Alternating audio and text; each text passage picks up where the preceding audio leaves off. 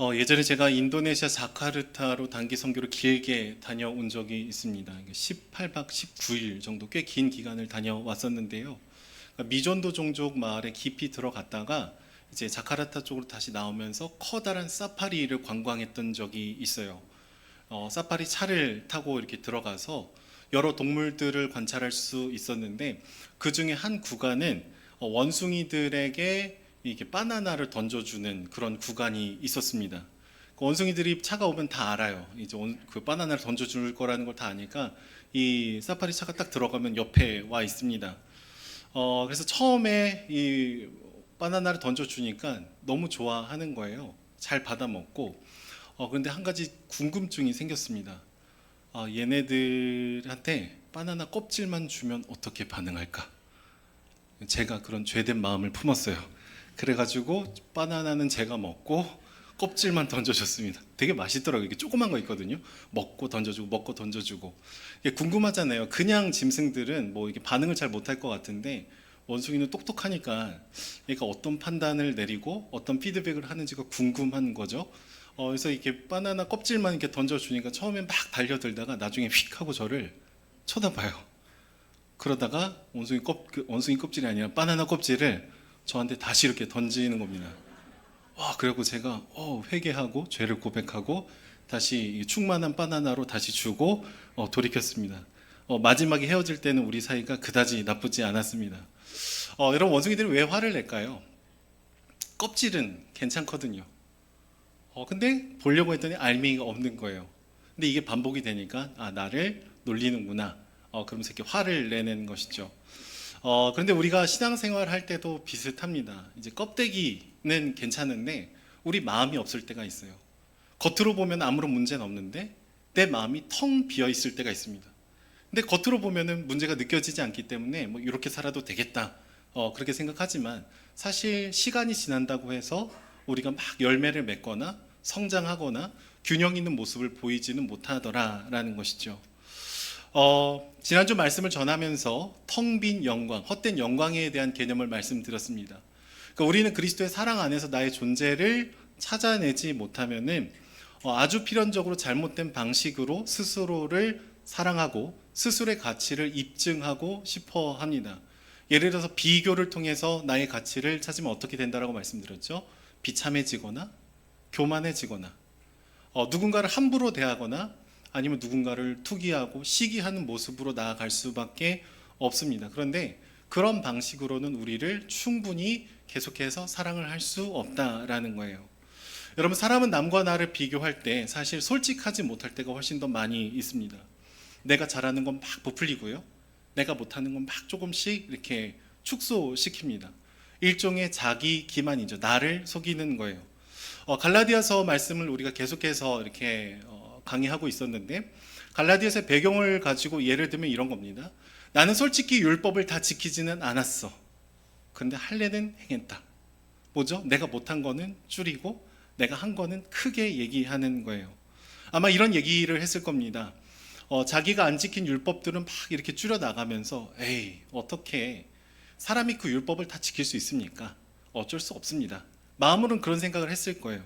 그런데 자신보다 뭔가 조금이라도 부족한 사람들을 보면 야, 나는 근데 할례는 행했다 하면서 나의 잘한 것은 막 크게 얘기하는 것이죠.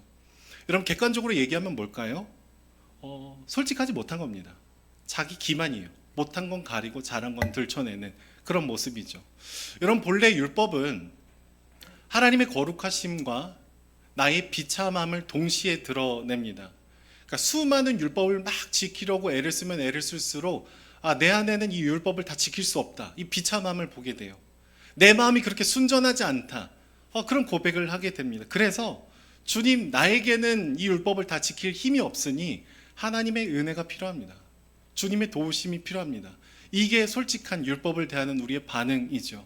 그래서 성경에서는 율법은 초등교사가 돼서 그리스도께로 인도한다. 그리고 그리스도를 사랑하면 그분의 은혜를 받고 이 율법을 기쁨으로 순종하며 나아갈 수 있게 된다라고 얘기하고 있는 것이죠. 그런데 남과 나를 끊임없이 비교하면서 자기 기만에 빠지는 사람들은요, 스스로를 계속해서 왜곡해요. 껍데기만 만족하고 남과 나를 비교하면서 계속적인 모순적인 삶을 살게 되는 것이죠. 그러니까 갈라디아 교회를 뒤흔들어 놓고 있었던 율법주의자들이 그랬던 겁니다. 할례를 통해서, 특별한 경험을 통해서 나는 너희들과 달라, 이게 특별한 사람인 것처럼 얘기했지만 사실은 율법을 제대로 지키고 있지 못했던 자신의 모습들은 계속해서 가리고 은폐하고 있었다는 것이죠. 그리고 더 나아가서 이런 얘기를 합니다. 예수 그리스도를 믿는 것만으로는 부족하다. 할례를 행해야 된다. 유대인처럼 돼야 된다. 안 그럼 너희는 하나님의 백성이 아니다. 그리스도 위에 계속해서 자기가 잘하는 것을 더하고 있었다라는 것이죠.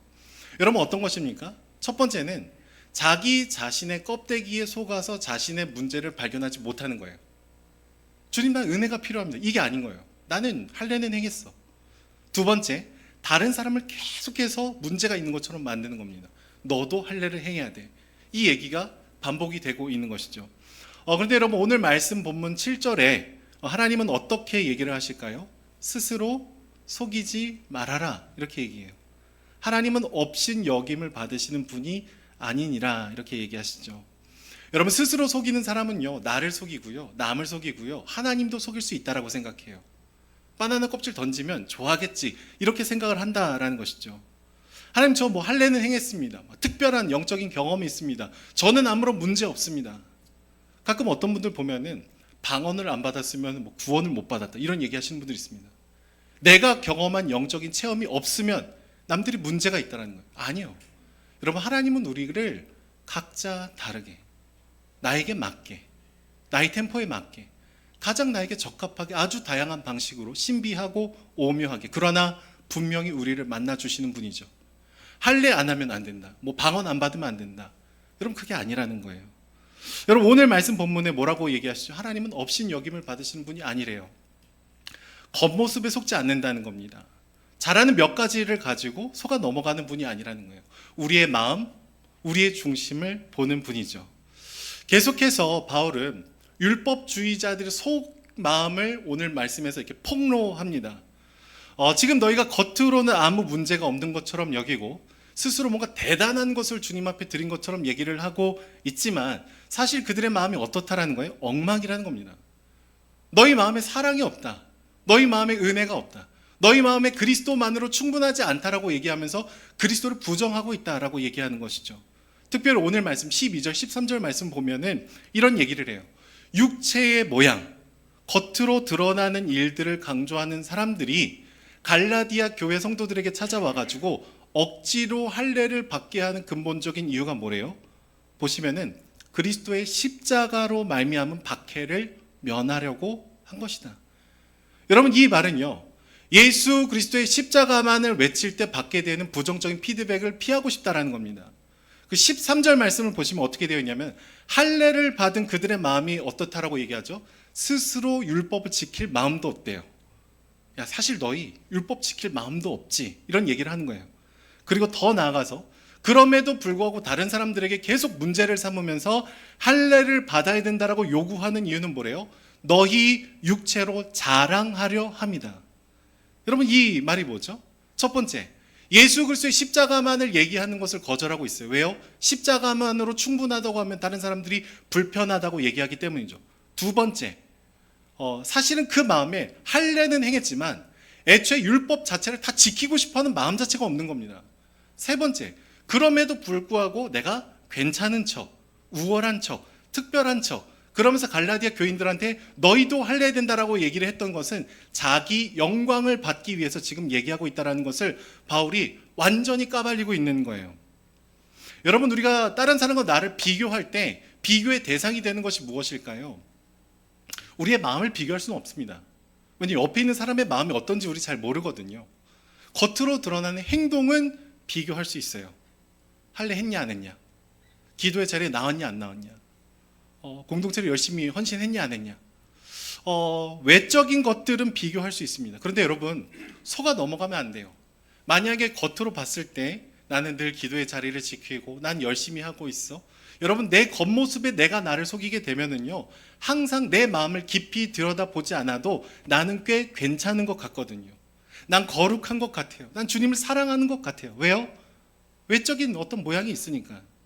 근데 여러분, 하나님은 그 겉모습 몇 가지 가지고 속으시는 분이 아니라고 지금 얘기를 하고 있는 것이죠.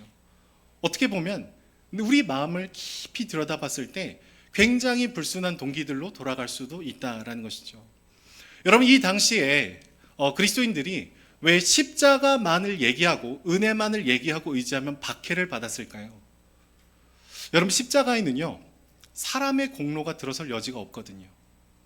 예수로 충분하다라는 이 말은 내가 남들보다 탁월해지거나 주목받거나 특별해질 여지를 모두 무너뜨립니다. 다 하나님이 하신 거예요. 다 주님의 은혜입니다.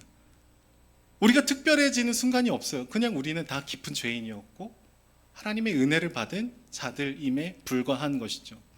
여러분, 십자가 앞에 한번 서 있다고 생각을 해보십시오. 예수님이 우리 위해서 죽으시고 피를 흘리고 계셔요. 내가 주님을 위해서 기도 좀 한두 시간 더 많이 한 거 공로로 내세울 수 있습니까? 없습니다. 내가 주님을 위해서 헌금하고 공동체를 위해서 열심히 한 거, 예수 그리스도의 십자가 앞에서 주님 다 이거 했어요, 자랑할 수 있습니까? 영광 받을 수 있습니까? 그거 안 된다라는 거예요.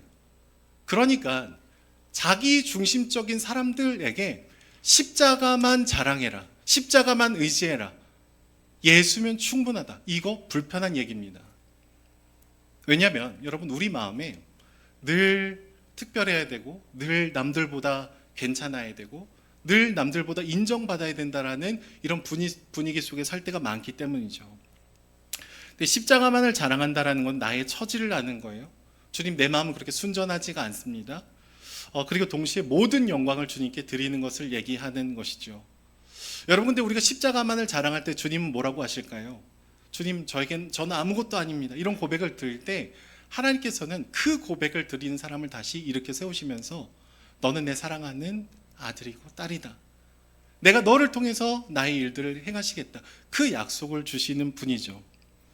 여러분, 물론 우리도 나름대로 최선을 다하고 노력을 다하고 의지를 다하지 않습니까? 그런데 우리가 기억해야 되는 게 있어요. 은혜로 출발하지 않고서는 주님, 내가 이것을 할 수가 없습니다, 이것을 알아야 되는 것이죠. 근데 여러분, 우리 마음에 이 복음이 십자가가 불편한 겁니다. 여러분, 사람들이 명품을 사는 이유가 무엇일까요? 에르메스 가방이 어떤 특별한 기능이 있습니까? 그 H사 가방을 딱 들으면 갑자기 가방이 열리고 갑자기 뭐 방수 기능이 되고 막 그럽니까? 그렇지 않죠. H자를 떼면 그냥 가방에 불과합니다. 뭔가 넣는 거예요. 가죽이 좀 좋을 수는 있죠. 근데 막 기능적으로 탁월하지는 않다고요. 근데 이 명품을 사는 이유는 뭘까요? 내가 특별해지기 굉장히 쉽거든요. 사면 특별해져요. 왜요? 이 가방은 아무나 못 가지니까. 아무나 못 갖는 것을 나는 가졌으니까 구입함과 동시에 나는 특별해질 수 있다라는 즉각적인 만족을 주거든요. 근데 언제까지 이 즉각적인 만족이 유효합니까? 나랑 똑같은 가방을 든 사람을 만나기 전까지. 백화점에 갔는데 나랑 똑같은 색깔과 똑같은 모델을 들고 있는 사람 만나면 나의 특별함이 갑자기 사라지게 되는 것이죠. 여러분, 저를 포함해서 모든 사람은 내가 내 인생의 주인이 되고 싶어하는 경향이 있습니다. 운전석으로 치면은 조수석에 보조석에 앉는 게 아니라 내가 핸들을 쥐고 내가 내 인생을 운영하고 싶어하는 마음의 충동들이 우리 안에 있는 것이죠. 하나님을 위한 나, 여러분, 이거 사실 좀 불편해요. 내가 왜 하나님을 위해서 살아야 되지?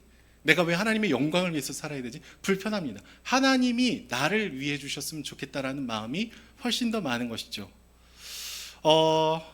오늘 말씀 본문에 바울은 중요한 한 가지를 얘기합니다. 사람이 무엇을 심든지 그대로 거두리라. 여러분, 자기 육체를 위해서 심는 자는 오늘 말씀 본문에 뭐라고 얘기하고 있습니까? 육체로부터 썩어질 것을 거두게 될 거다, 이런 얘기를 합니다. 여러분, 여기서 육체는요, 자기 중심적인 탐욕과 욕심을 얘기합니다. 자기 만족. 여러분, 자녀를 양육할 때 우리 부모님들이 사실은 거짓말로 얘기하는 것들이 좀 있어요. 자녀를 막 어렸을 때부터 공부를 엄청나게 열심히 시킵니다. 야, 막 좋은 대학 가야 되고 막 아니면 안 되고 막 이렇게 공부를 열심히 시켜요. 그러면서 부모님들이 맨날 하는 말들이 있어요. 야, 다 너 잘 되라고 하는 얘기야. 여러분, 진짜일 수도 있고요, 거짓말일 수도 있습니다. 정말 자녀가 잘 되기만을 위해서 할까요? 아니요. 나를 위해서 우리 자녀가 꽤 좋은 대학 가기를 원할 때도 있습니다. 나는 서울대 나왔는데 우리 아들은 뭐 지방인 학교 나오면 불편하거든요. 나를 위해서 네가 요 정도까지 올라와야 된다라고 얘기하는 거예요. 아니면 나는 그냥 대학 자체를 안 갔는데 너라도 좀 갔으면 좋겠다. 나의 영광을 위해서 네가 좀 달려라. 여러분, 과도한 어린 시절에 과도하게 자녀 교육을 시키다 보면은요, 관계가 깨어지는 것들을 굉장히 많이 봅니다. 왜요? 애초에 아이를 위한 게 아니었거든요. 겉은 아이를 위하지만 속은 나를 위한 것일 수 있어요. 부끄럽지만 예전에 저희 아이들이 학교와 어린이집을 갈 때 제가 화를 냈던 적이 몇 번 있습니다. 아이들이 이렇게 나가려고 하면 화장실을 가요. 나가려고 하면 갑자기 막 잃어버린 걸 막 찾기 시작합니다. 아주 느긋하게. 근데 예전에 그러니까 지금도 저희 아이들이 다니고 있는 학교와 어린이집은 교회 부설 어린이집이었거든요. 교회 부설 학교였습니다. 그러니까 아이들이 늦으면 누가 늦게 되죠? 제가 늦게 돼요. 근데 어린이집의 선생님들의 대부분은 우리 교회 집사님들이셨어요. 만약에 제가 9시 20분에 아이를 데리고 가면은 제가 어떤 사람이 되는 거죠? 목사님 되게 좋다, 뭐 한가하다. 출근 막 시간 9시 20분에 했다가 30분에 했다가 뭐 그렇게 느껴질까봐 그게 싫은 거예요. 그래서 겉으로는 애들한테 늦으면 안 돼. 제 시간에 가야 돼. 야, 가야 돼. 근데 제 마음에 솔직히 아이들에게 시간을 지키는 게 소중한 거다라는 걸 가르치기보다 늦는 목사가 되고 싶지 않은 제 자기중심적인 동기가 훨씬 더 많았던 거예요. 그러니까 제 마음대로 안 되면 화를 내는 거죠. 만약에 제가 이걸 반복하면은요, 저희 아이들과 관계가 더 안 좋아질 겁니다. 요즘엔 아주 다행히 스쿨버스가 와가지고 아이들이 알아서 가고 있어요. 저는 바로 비봉으로 오거든요. 너무 행복합니다. 아침마다 싸우지 않아가지고. 근데 겉으로는 문제 없는 척 할 수 있어요. 살아가면서. 우리 일상도 이렇게 속일 수 있거든요. 근데 우리가 예배 드릴 때도 비슷할 수 있습니다. 우리가 드림 동산교회 D를 이제 디보션, 나를 드리다, 헌신하다 이런 의미가 있습니다. 뭐 개척교회니까 헌신하십시오. 뭐 이런 얘기가 아니에요.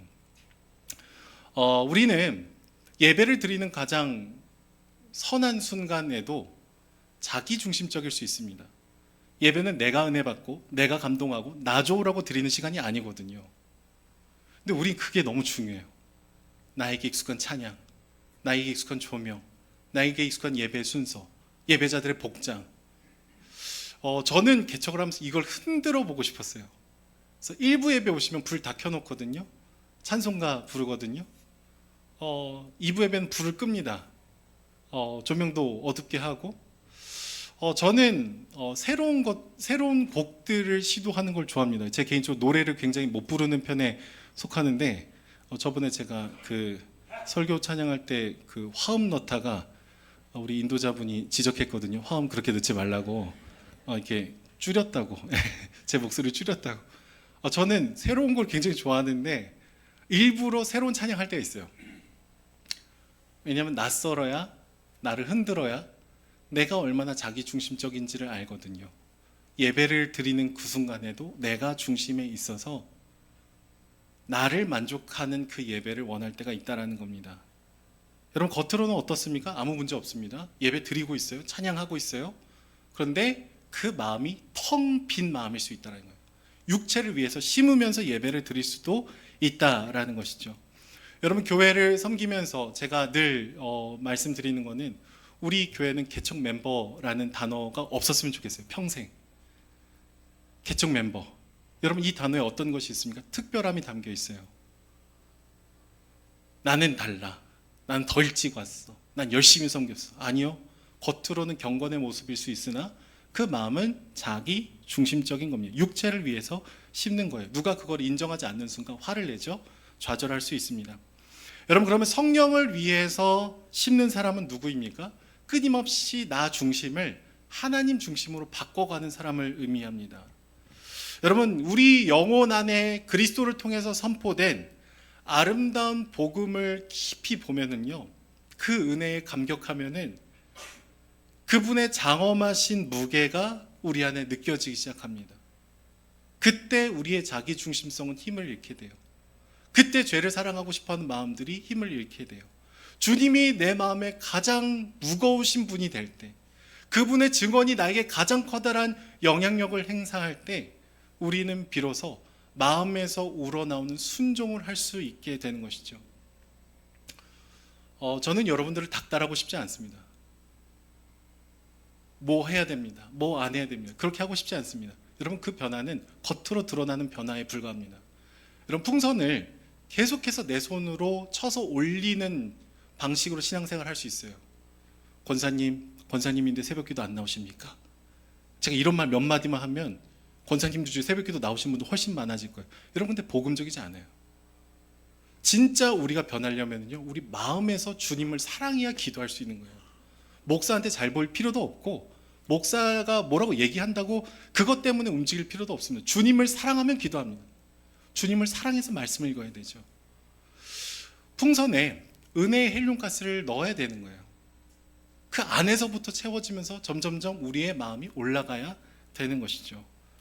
우리의 내면부터 바깥으로 바뀌어야 됩니다. 그래서 여러분, 15절 말씀에 바울이 뭐라고 얘기할까요? 할래냐 무할래냐, 그거 중요하지 않다.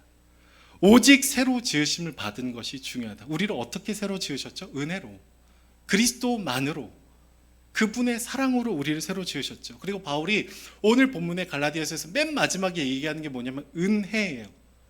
너희들에게 은혜가 있기를 간구한다, 이런 얘기를 하죠.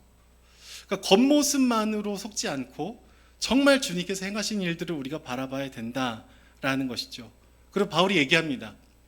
내가 복음을 위해서, 예수님을 위해서 매도 맞고 죽임의 고통도 당했고 배도 파손했고 돌도 맞았는데, 바울이 오늘 자기가 주님을 위해서 드렸던 헌신과 희생을 뭐라고 표현할까요? 나의 열심, 나의 흔적, 이 단어 쓰지 않습니다. 예수의 흔적들이라고 해요. 주님을 위해서 내가 잘했다, 내가 열심히 했다, 남들보다 더 나아갔다, 그게 아니라 예수의 흔적이다. 주님이 내게 얼마나 커다란 은혜를 주셨는지 그것에 대한 흔적이다, 이런 얘기를 하고 있는 것이죠. 말씀을 맺도록 하겠습니다. 여러분, 히브리어로 영광이라는 단어는 카보드라는 히브리어가 있습니다. 무게라는 뜻을 갖고 있어요. 그러니까 하나님께 영광을 돌린다? 여러분, 이거는요, 그냥 뭔가를 내가 다 이룬 다음에 주님께 영광 돌립니다, 뭐 요 정도 가벼운 고백이 아닙니다. 하나님께 영광을 돌린다라는 것은 그분의 음성을 가장 중하게 여기는 거예요. 그분의 은혜를 가장 중요하게 여기는 겁니다. 이게 내 안에 깊이 무게감을 가질 때 다른 것들은 힘을 다 잃어버리게 되는 것이죠. 누군가가 나한테 비난을 해도, 안 좋은 얘기를 해도 주님이 나를 얼마나 사랑하시는지 그 음성이 가장 무겁게 들리면 남들이 나에 대한 판단이 힘을 잃게 됩니다. 그런데 여러분, 하나님이 아닌 다른 것에 무게 중심을 두게 되면요, 엉망이 돼요. 내가 중심이 되면 자녀와의 관계가 깨지게 되죠. 열심히 교회를 섬기면서도 시험에 들 수 있습니다. 자기 인정에 대한 욕구가 충족이 안 되면 섬김을 멈출 수도 있습니다. 여러분, 겉모습에 속지 마십시오. 그리고 우리 마음을 깊이 들여다보셔야 되는 거예요. 여러분, 오늘 본문에 바울은 끊임없이 할례를 더 해야 되는 거 아니냐라는 고민하는 갈라디아 교회 성도들한테 아니라고, 십자가만을 자랑해야 된다, 은혜만을 고백해야 된다, 이런 얘기합니다. 그러면서 육체로 심지 말고 성령으로 심어라, 은혜를 받아라, 이런 얘기를 해요. 근데 여러분, 이 얘기를 하기 이전에 주님은 우리에게 어떤 것을 심으셨을까요? 우리를 위해서 자신의 생명을 심으셨습니다. 자격 없는 우리를 위해서 자신의 모든 피와 물을 심으셨습니다. 베드로처럼 3번 부인하는 것뿐만 아니라 하루에도 수도 없이 주님을 부인하는 우리를 위해, 은혜를 받았음에도 내가 더 집중받고 싶어하는 나를 위해서, 자격도 없고 조건도 없는 나를 위해서 주님께서는 모든 것을 먼저 심어주셨어요. 그리고 우리한테 얘기하시는 거예요. 겉모습만 멋지게 만들지 말고 마음으로 주님을 사랑해라, 성령으로 심어라, 은혜를 고백하라, 그리스도면 충분하다, 그 얘기를 하라는 것이죠. 여러분, 이미 우리에게 부어주신 그 사랑을 볼 때, 장엄한 무게를 지니실 때 우리는 주님을 사랑하게 되는 겁니다. 저는 저와 여러분들이 두려움에서 벗어나실 수 있었으면 좋겠습니다. 나를 입증해야 되는 두려움, 특별해지지 않으면 안 된다라는 불안함. 여러분, 이것은 반드시 우리를 육체로 심게 만듭니다. 내 힘으로 살고 그것을 자랑하죠. 나보다 못한 사람을 비난하죠. 근데 우리를 망가뜨리는 잘못된 연료예요. 주님은 우리에게 먼저 선언을 해주세요. 내가 너를 죽기까지 사랑한다. 그게 우리의 정체성입니다. 그 은혜를 깊이 뿌리를 내릴 때 잃을 수 없는 사랑에 나의 존재를 기초할 때 우리는 누가 시켜서, 누가 나를 판단할까봐 겉모습만 이렇게 떼우면서 가는 신앙이 아니라 온 마음을 다해 주님을 사랑하고, 그러면서도 은혜만을 고백하고 서로의 필요를 귀를 기울이고 함께 서로를 보다듬을 수 있는 성숙한 신앙으로 가는 것이죠. 윌버 리스라는 목사님이 옛날에 쓴 글이 있습니다. 3달러치의 하나님이라는 글이에요. 제가 읽어드리겠습니다. 저는 하나님을 3달러치만 사고 싶습니다. 제 영혼을 흔들어 놓거나 제 잠을 깨울 만큼은 아니고 그저 따뜻한 우유 한 잔이나 햇볕 아래서의 낮잠 정도의 위로만 줄 만큼이면 됩니다. 저는 그분 때문에 인종차별을 넘어서거나 가난한 이웃과 함께 밭에서 일해야 할 만큼을 원하진 않습니다. 저는 변함을 원하지 않습니다. 그저 황홀함만을 원합니다. 새로 태어나는 것은 싫습니다. 그저 안전하고 편안한 자궁 속에 따뜻함만을 원합니다. 저는 영원을 담은 1파운드의 종이봉투를 담아주시기를 원합니다. 나는 하나님을 3달러치만 사고 싶습니다. 제발. 여러분, 이 글에는 하나님을 계속해서 겉으로는 하나님이라고 부릅니다. 나름 기도의 형식도 있습니다. 아마 주일에 예배를 빠지지는 않았을 겁니다. 겉으로는. 그런데 이 글에서 얘기하는 건 뭘까요? 우리의 마음이라는 거예요. 겉은 아무런 문제가 없을 수 있으나 내 마음이 정말 성령으로 심지 않으면 우리는 절대로 열매를 맺을 수 없는 처지에 처한다라는 것이죠. 여러분은 무엇을 심고 있습니까? 무엇을 자랑하고 있습니까? 무엇을 기뻐하고 있습니까? 왜 예배드리고 무엇을 위해서 섬기고 있습니까?